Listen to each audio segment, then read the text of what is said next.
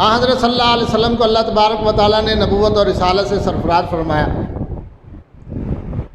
سب سے پہلے آپ پر ایمان لانے والی خواتین میں حضرت سیدہ خدیجۃ الکبریٰ رضی اللہ تعالیٰ عنہ، آپ کی اہلیہ محترمہ۔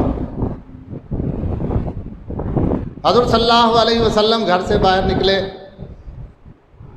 ابو بکر صدیق حضور اکرم صلی اللہ علیہ وسلم کے جگری یار، ہر وقت ساتھ رہنے والے، محبت کرنے والے، ان کو حضور صلی اللہ علیہ وسلم نے ایمان کی دعوت دی اور اپنے بارے میں بتایا۔ حضرت ابوبکر صدیق رضی اللہ تعالیٰ عنہ کا جہاں پاؤں تھا، نہ اس سے آگے کیا نہ پیچھے، اور نہ یہ کہا کہ میں ذرا سوچ کے بتاؤں گا، اور نہ یہ عرض کیا کہ میں مشورہ کر کے بتاؤں گا۔ وہیں کھڑے کھڑے حضور اکرم صلی اللہ علیہ وسلم پر ایمان لائے اور کلمہ پڑھا۔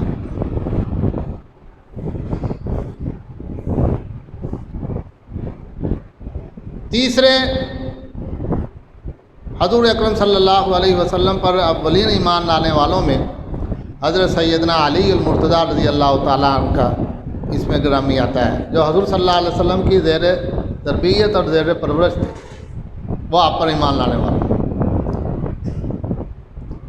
اور غلاموں میں زید بن حارثہ رضی اللہ تعالیٰ عنہ، حضور صلی اللہ علیہ وسلم کے خادم، وہ آپ پر ایمان لانے والے ہیں۔ حضور اکرم صلی اللہ علیہ وسلم پر یہ اولین ایمان لانے والے ہیں۔ اگر بندے کے اندر کوئی کمی ہو، کوتاہی ہو، اور کوئی واقف ہو چاہے نہ ہو، سب سے پہلے اس کی بیوی واقف ہوتی ہے، اس کا جگری یار دوست وہ اسے واقف ہوتا ہے، اس کا غلام اور خادم اور نوکر وہ اس سے واقف ہوتا ہے۔ اور یہ وہ حضرات ہیں جو سب سے پہلے حضور اکرم صلی اللہ علیہ وسلم پر ایمان لانے والے ہیں۔ نعوذ باللہ معاذ اللہ، اگر کہیں بھی کوئی کمی کمزوری ہوتی تو ان میں سے کوئی ایک بھی ایمان نہ لاتا۔ سب سے پہلے ایمان لانے والی حضرت سیدہ خدیجۃ الکبریٰ رضی اللہ تعالیٰ عنہ ہے، اور دوسرے نمبر پر حضرت سیدنا ابوبکر صدیق رضی اللہ تعالیٰ عنہ ایمان لانے والے ہیں، اور تیسرے نمبر پر حضرت علی مرتضیٰ رضی اللہ تعالیٰ عنہ، حضرت زید بن حارثہ رضی اللہ تعالیٰ عنہ، یہ سارے ایمان لا رہے ہیں، اور یہ اولین افراد ہیں۔ ان میں خاص طور پر حضرت ابوبکر رضی اللہ تعالیٰ عنہ کے والد بھی زندہ، والدہ بھی زندہ، اور سرکردہ مکے کے افراد میں سے تھے، لیکن حضور صلی اللہ علیہ وسلم پر ایمان لانے میں سب سے پہلے سبقت کرنے والے یہ۔ معراج کا واقعہ مشہور اور معروف ہے۔ حضور اکرم صلی اللہ علیہ وسلم اس سفر سے واپس تشریف لائے اور آ کر اس کی کچھ تفصیلات بیان فرمائیں، تو ہر ایک نے انکار کیا، بلکہ مذاق اڑایا کہ یہ بھی ممکن ہے رات کے تھوڑے سے حصے میں بیت المقدس کا سفر، آسمانوں کا سفر، جنت دوزخ کا مشاہدہ، یہ باتیں ممکن نہیں ہیں۔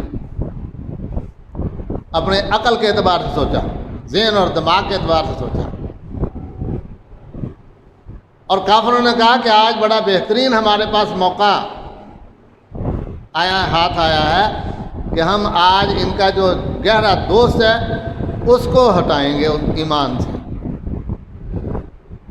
چنانچہ حضرت ابوبکر صدیق رضی اللہ عنہ سے آ کر کہنے لگے کہ آپ کا دوست یہ تفصیلات بیان کر رہا ہے کہ میں رات کے تھوڑے سے وقت میں بیت المقدس کا سفر بھی کرایا ہوں، اور آسمان کی سیر بھی کرایا ہوں، اور جنت دوزخ کا بھی مشاہدہ کیا ہے۔ انہوں نے کہا یہ کس نے تفصیلات بیان کی ہیں؟ انہوں نے فرمایا کہ محمد صلی اللہ علیہ وسلم، جو آپ کے گہرے دوست تھے۔ فرمایا اگر انہوں نے بیان کیے تو بالکل سچ کہا، میں ان ساری باتوں پر ایمان لاتا ہوں۔ اس موقع پر حضور اکرم صلی اللہ علیہ وسلم نے حضرت ابوبکر صدیق رضی اللہ تعالیٰ عنہ کو صدیق ہونے کا لقب عطا فرمایا۔